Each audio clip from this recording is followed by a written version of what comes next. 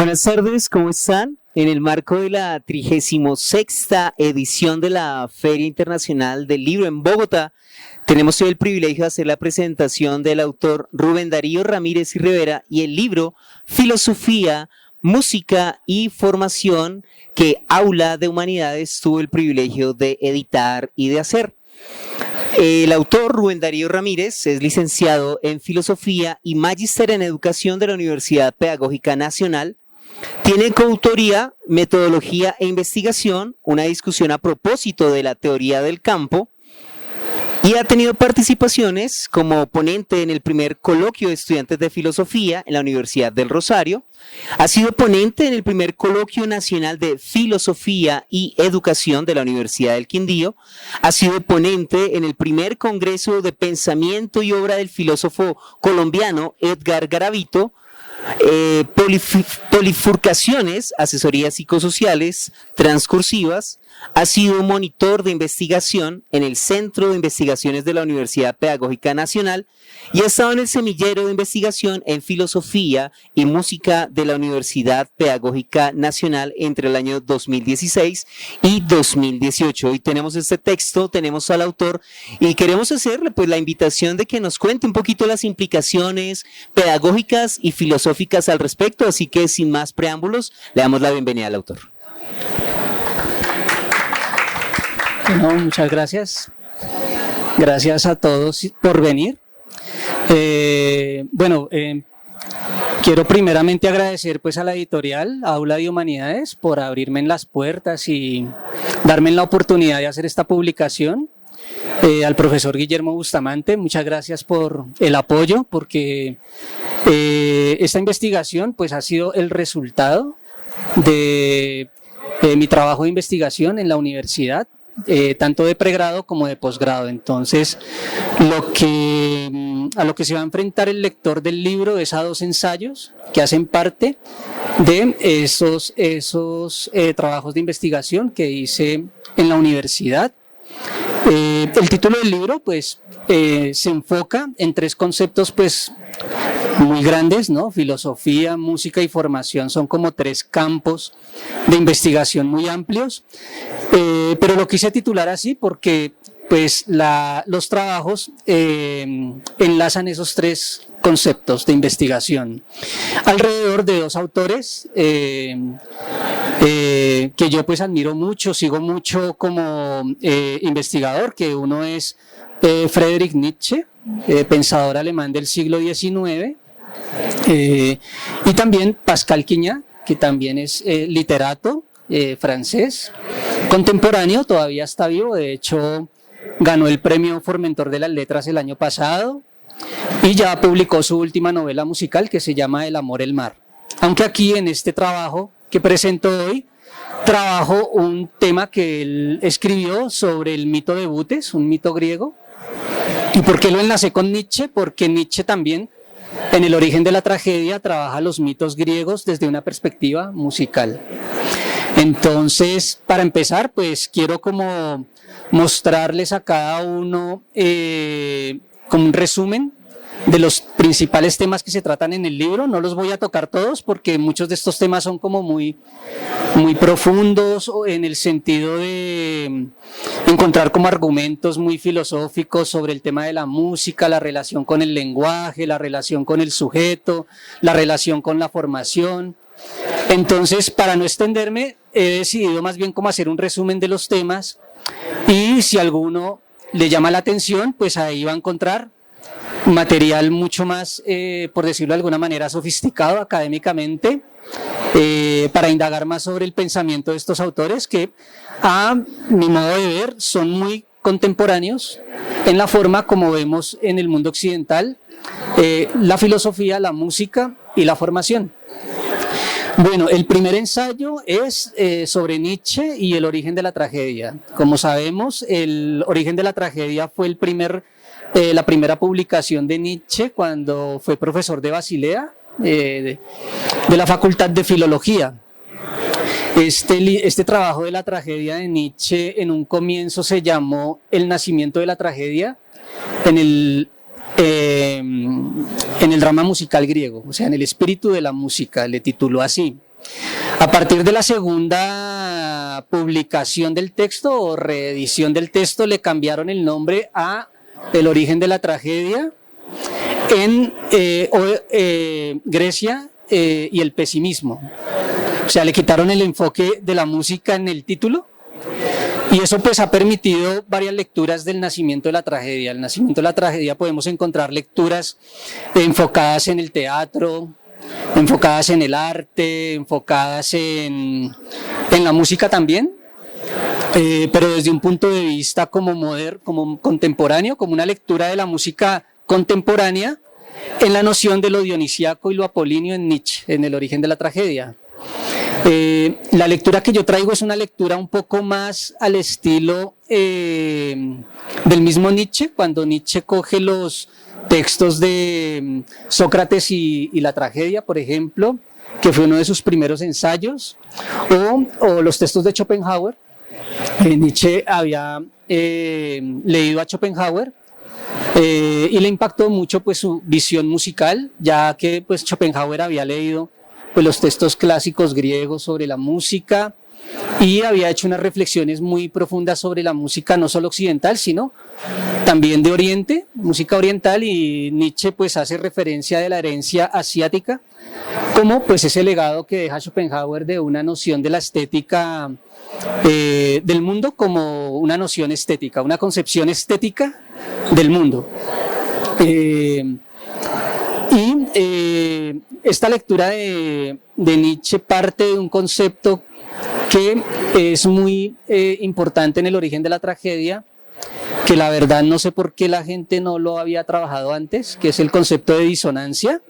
Al final del texto del origen de la tragedia vemos que Nietzsche dice, después de haber hablado sobre lo apolíneo, lo dionisíaco, después de haber hablado sobre los misterios eleusinos, después de haber hablado sobre el drama musical griego y toda la herencia de Pitágoras, Heráclito, y todo este saber griego alrededor de una noción musical del mundo, Nietzsche dice, toda esa comprensión la tenemos gracias al concepto de disonancia musical. Es gracias a la disonancia musical que podemos aprender, o sea, comprender el por qué la tragedia llegó a ser como el epítome de la estética del arte griego antiguo.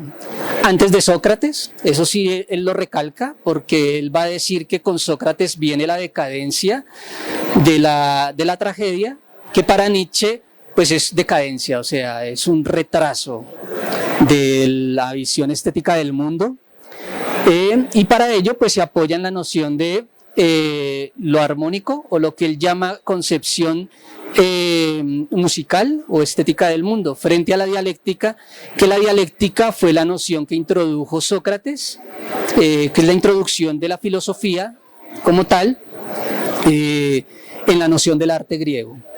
Entonces, en ese primer ensayo lo que van a encontrar es como un despliegue del concepto de la disonancia alrededor de todos los mitos que toca Nietzsche, para explicar por qué la música y el arte griego confluyeron en la tragedia. Ya el segundo ensayo pues es como el más interesante para mí, que es alrededor del autor Pascal Quignat. Pascal Quignat es un autor que escribe mucho y reflexiona mucho sobre música. No es propiamente filósofo, es más literato, aunque estudió filosofía en su juventud en la Universidad de Nanterre, en Francia. Sus obras pues musicales son muy interesantes. Una de ellas es, por ejemplo, Todas las mañanas del mundo, Tous les matins du monde en francés. Es una obra que fue llevada al cine, y es muy bonita. Recomiendo la película. Si no, pueden comprar el libro. Si no les interesa leer el libro, pueden ver la película. Se llama así, Todas las mañanas del mundo. Y también es autor de un libro muy bonito que se llama El odio a la música, donde hace una reflexión sobre la música en los campos de concentración durante el Holocausto. Y el texto que yo voy a trabajar, que se llama Butes. Butes es el personaje mitológico nombrado por Apolonio de Rodas. Apolonio de Rodas pues es uno de los grandes tratadistas de la mitología griega antigua, junto con Hesiodo y Pausanias. Y lo curioso que muestra Quiñac de Butes es que él dice, hasta hoy nadie ha reflexionado sobre este personaje mítico que estuvo con Orfeo y los argonautas en busca del vellocino de oro y se enfrentó a las sirenas. Y una reflexión sobre Butes nos llama la atención en el sentido nietzscheano desde mi punto de vista, porque es como volver al origen de la noción griega del arte, o sea, de la visión trágica, de lo que para Nietzsche es la visión trágica del mundo. Para Pascal Quiñac es esa noción del primer atisbo del sonido en la mitología. Y esto pues lo trae con Butes porque Butes es el personaje que se lanza hacia las sirenas al mar sabiendo que va a morir, sabiendo que ir hacia las sirenas es morir, decide lanzarse. Contrario a lo que hizo Ulises, que es el mismo Odiseo, ¿no? Ulises se hace atar al mástil del navío para poder escuchar las sirenas sin sucumbir hacia ellas. Entonces hace que todos los remeros, todos los argonautas se tapen los oídos con cera para que no escuchen el canto y no desvíen del camino, y él sí poder escuchar las sirenas. Sobre el personaje de Ulises se ha escrito mucho, se ha reflexionado mucho en muchos temas, no solo de estética y de metafísica, sino también en muchos temas filosóficos. De hecho, a nivel freudiano creo que hay una reflexión sobre este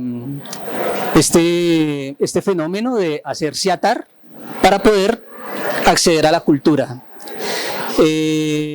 Pascal Quiñac dice, me llama la atención el personaje de Butes, que es el personaje que muestra otra esfera de la condición humana, que es la esfera ya no del Ulises que se hace atar al mástil para acceder a la cultura, sino que dice, me entrego a las sirenas, es como el espíritu musical que encuentra una, como decirlo de alguna manera, encuentra lo que Nietzsche llama se me va la palabra en este momento, pero es como el éxtasis de lo que confluye en el encuentro del sujeto con el arte. Esta reflexión es muy importante porque yo me doy cuenta en la lectura de Quiñac que lo que atraviesa al sujeto en un principio pues es el lenguaje.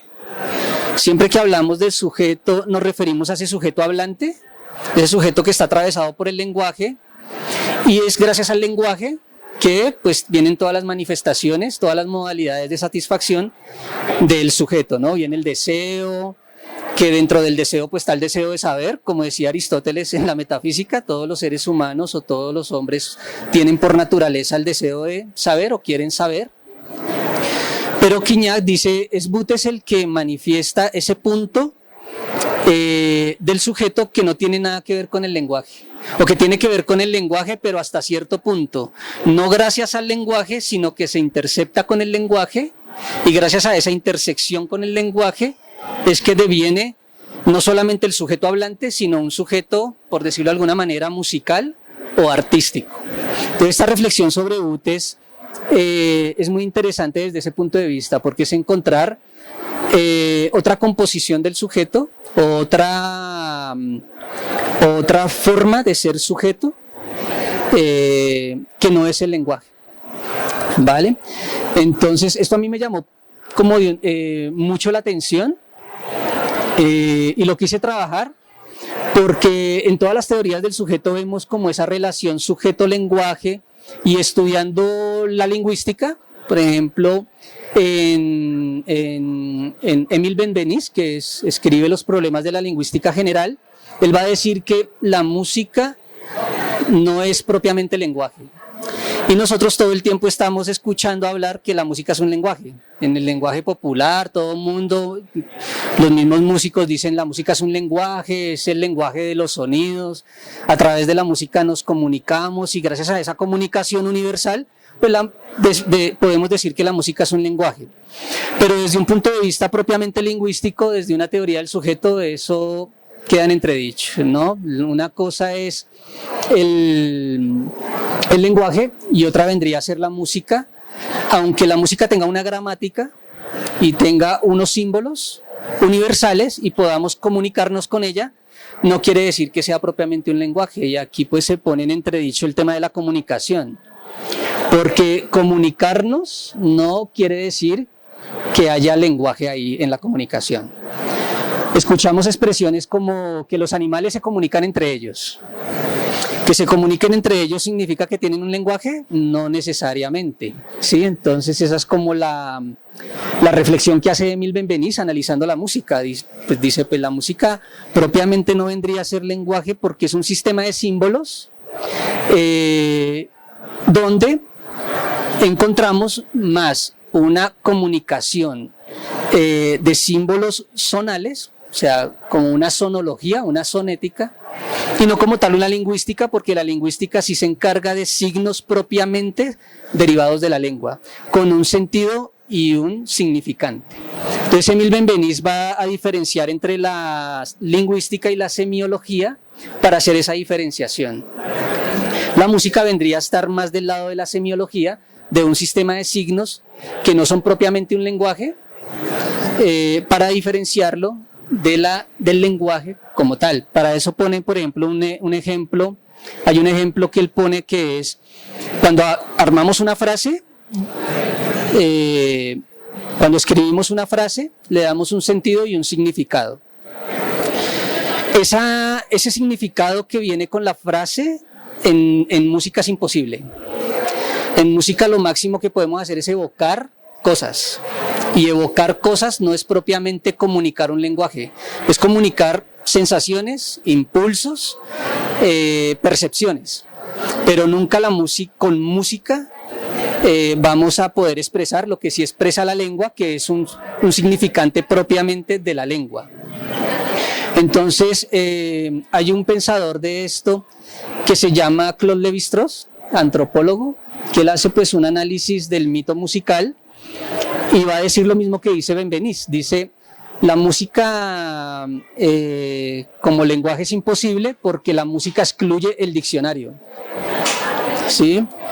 Una cosa es ponerle a la música letra, pero si yo escucho música por la letra, no estoy escuchando la música, estoy escuchando la letra, así la música me guste.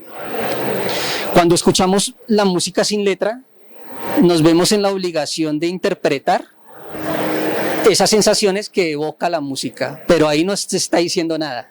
La música puede evocar un paisaje, la música puede evocar un poema, puede evocarnos muchas cosas, pero eso no significa propiamente una interpretación lingüística de lo que estamos oyendo o de lo que estamos incluso interpretando. Entonces, desde este punto de vista, las reflexiones de la música en Pascal Quignard son reflexiones que apuntan a una semiología musical que de alguna manera intenta dar cuenta de cómo nos formamos como sujetos y por qué todos, absolutamente todos los seres humanos, compartimos el gusto musical. O sea, estamos atravesados por la música de alguna manera, que es lo mismo que dice Nietzsche en El origen de la tragedia. Nietzsche va a decir que toda metafísica real es prácticamente una concepción del arte.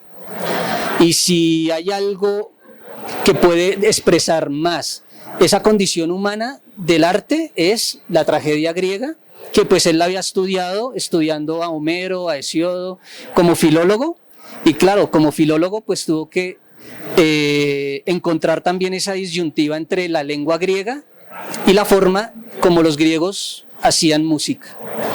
Y hay algo muy curioso, y es que todas esas reglas musicales que aprendemos, como las escalas, los modos,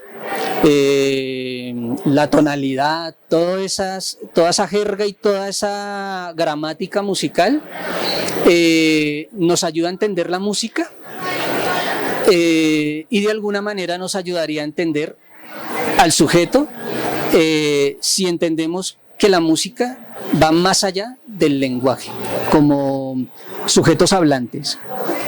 Entonces, no sé si me hago entender, pero esa es como la apuesta de la investigación, es encontrar como una explicación del sujeto en relación con la música, pero no solamente en relación con ella, sino también encontrar el por qué estamos atravesados y formados por esa noción del arte de Grecia hasta hoy. ¿Vale? Entonces, esa es como la reflexión que venía a presentarles con el libro.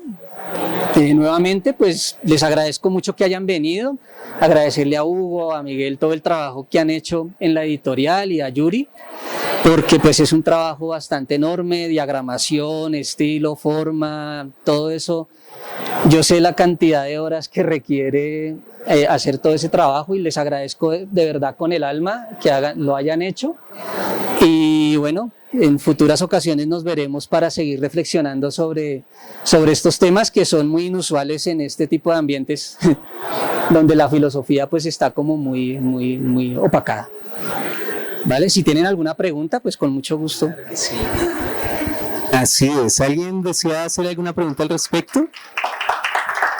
Bien, aquí lo tienen, es Rubén Darío Ramírez Rivera con el texto Filosofía, Música y Formación, que por supuesto puede adquirir en el pabellón número 3, están 109 en la Feria del Libro, así que visítenos, por acá nos vemos, denos el privilegio, el placer de atenderles, de sugerirles, tenemos lecturas de todo tipo, ¿sí? Filosófica, fenomenológica, literaria, en esta que es de lenguajes, así que no se pierda. ¿Quiere conocer más lo que nos decía el autor? Pues venga, adquiera el libro con nosotros y de paso sale de las dudas. Entonces, creo que hay alguien que tiene una pregunta, ¿cómo tal?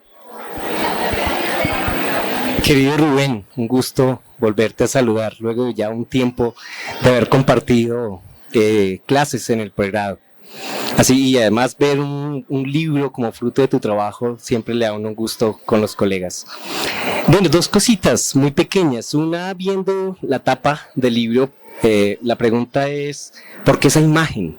¿Qué quiere simbolizar como ese tipo de arpa? No sé, no conozco, y las manos alrededor de ella, y de paso pues los colores, ¿no? Eso como una curiosidad del libro. Temáticamente, siguiendo tu discurso, terminas precisamente con un asunto que para mí es también muy importante, y es el asunto de la formación como cosa misma de una filosofía de la educación.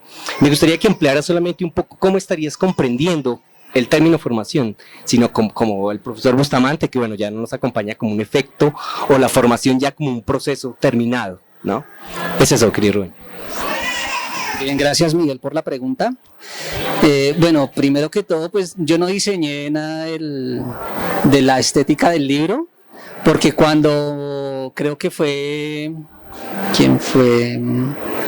La hija del profe Germán, ¿cómo se llama ella?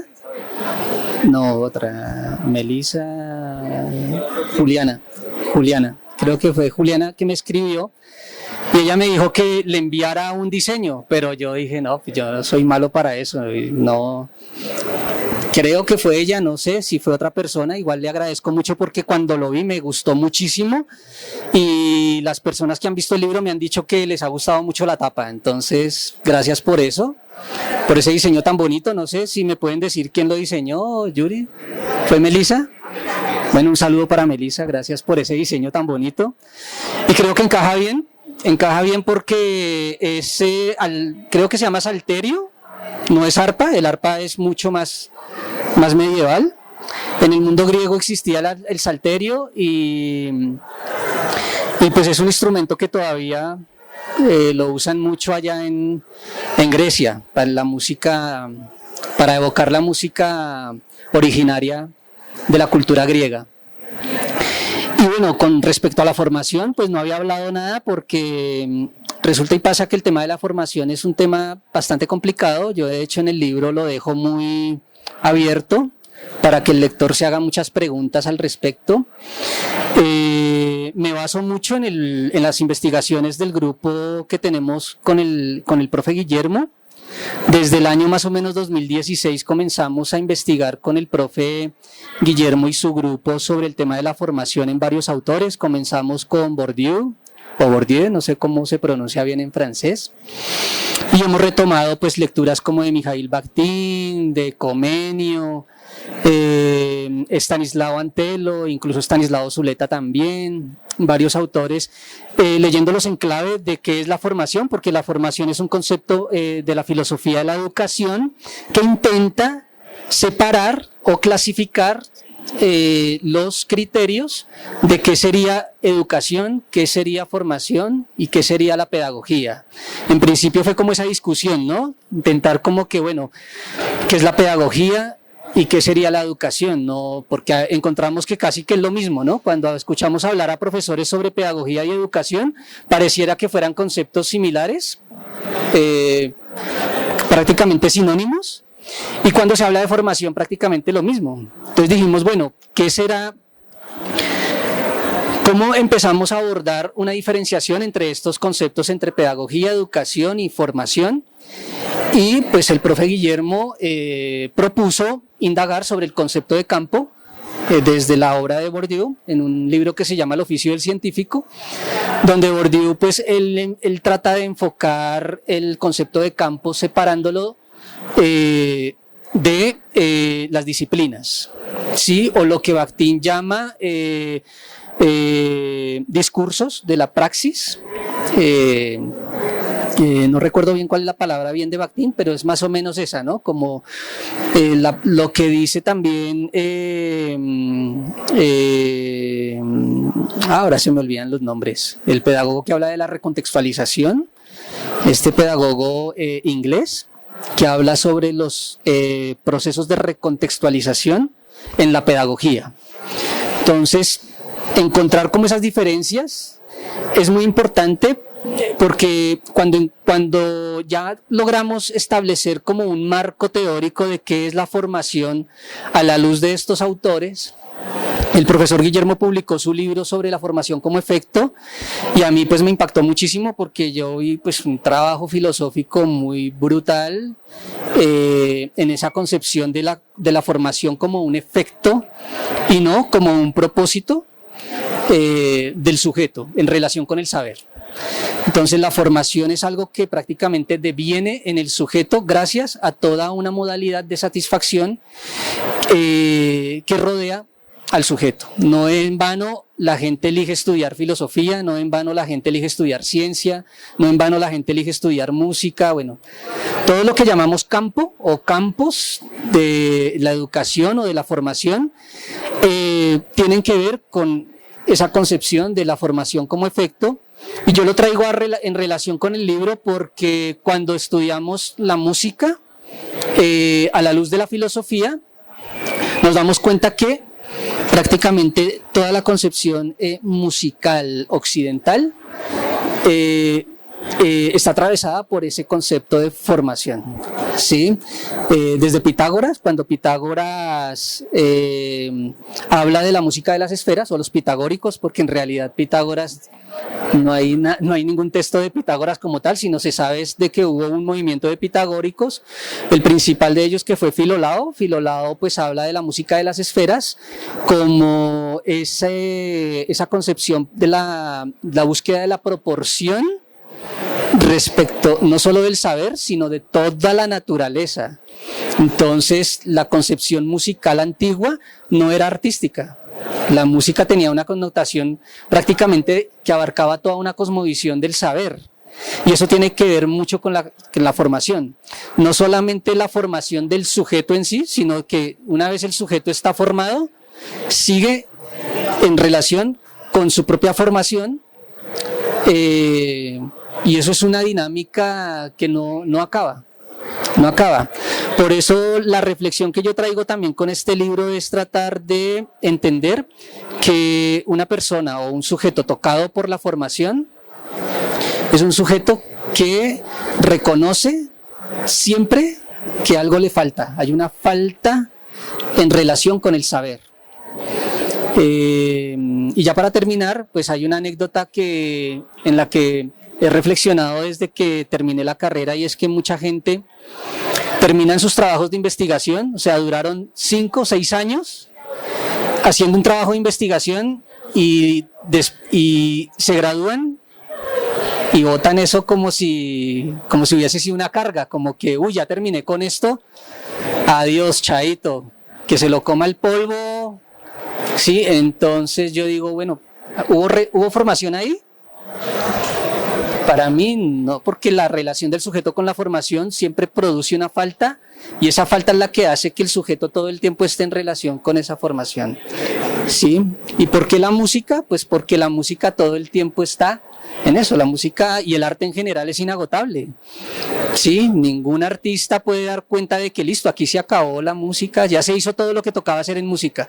Y yo he escuchado a músicos profesionales decir eso, ya se hizo todo, en música ya se hizo todo, ya está todo escrito, no hay un solo compás, no hay una sola nota que no se haya, y no hay una sola configuración musical que no se haya hecho en la historia, todo ya está hecho.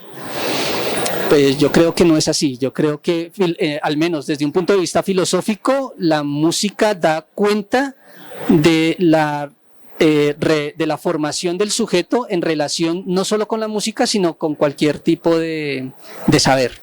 Entonces yo sé que no es fácil entenderlo así de buenas a primeras, pero es una lectura rica en ese punto, y eso creo que es lo que más filosófico del texto. Bueno, acá está entonces. Gracias, Rubén, por este tiempo. Qué bueno que haya estado con nosotros en esta hora de la tarde, y les invitamos entonces que visiten el pabellón número 3. Están 109, los esperamos para atenderles. Acá hay mucho más para leer, para hacer, para comprar, para invertir. Bueno, más que comprar, realmente invertimos cuando adquirimos un libro en el conocimiento y en todo lo que Rubén nos ha sabido decir. Entonces, muchas gracias por su tiempo, por su presencia, y nos vemos en una próxima ocasión. Hasta pronto.